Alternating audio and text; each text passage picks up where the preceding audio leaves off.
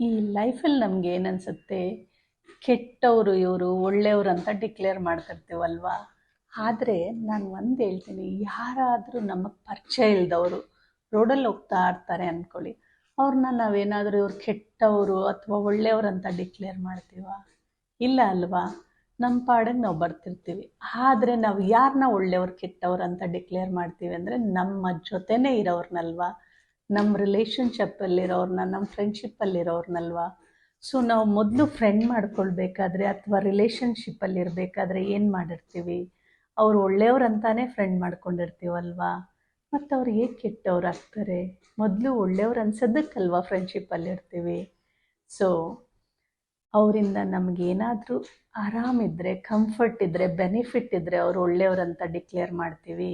ಅದೇ ಅವರಿಂದ ಏನಾದರೂ ತೊಂದರೆ ಆಗ್ತಿದೆ, ನಮಗೇನು ಬೆನಿಫಿಟ್ ಇಲ್ಲ ಅನ್ನಿಸ್ದಾಗಲ್ವಾ ಕೆಟ್ಟವ್ರಂತ ಡಿಕ್ಲೇರ್ ಮಾಡ್ತೀವಿ.